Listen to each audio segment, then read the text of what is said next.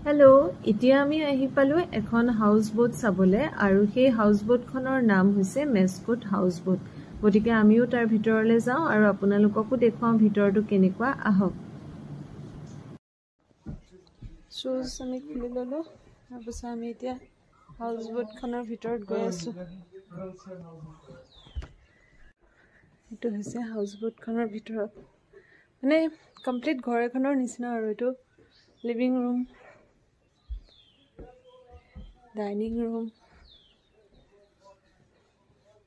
dining ৰুমৰ পিছতে corridor দি বাকি বেডৰুমসমূহলৈ যাব পাৰি ইয়াত কেইবাটাও বেডৰুম থাকে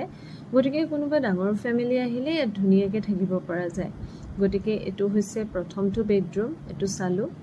আৰু তাৰ পাছত আমি গলো দ্বিতীয়টো বেডৰুম আৰু এই বেডৰুমটো দেখিবলৈ এনেকুৱা লাগিছে যে আগতে আইতাই যে সাধু কন্তে ৰাজকুমাৰীৰ বিছনাবোৰ কৈছিলে কেনেকুৱা মোৰ একদম দেখি পেলাই তেনেকুৱা অনুভৱ হ'ল গতিকে দুখনমান ফটো উঠি ললো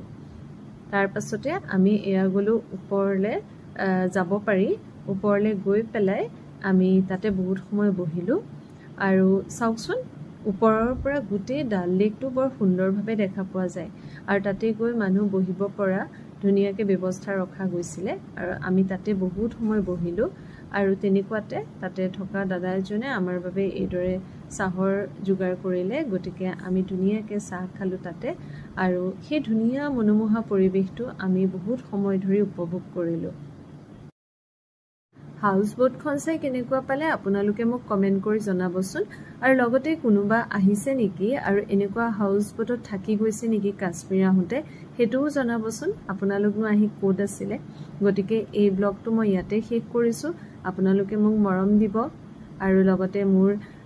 ভিডিঅ'বোৰত কমেন্ট কৰিব শ্বেয়াৰ কৰিব আৰু লগতে সাবস্ক্ৰাইব কৰিবলৈ নাপাহৰিব গতিকে বাই বাই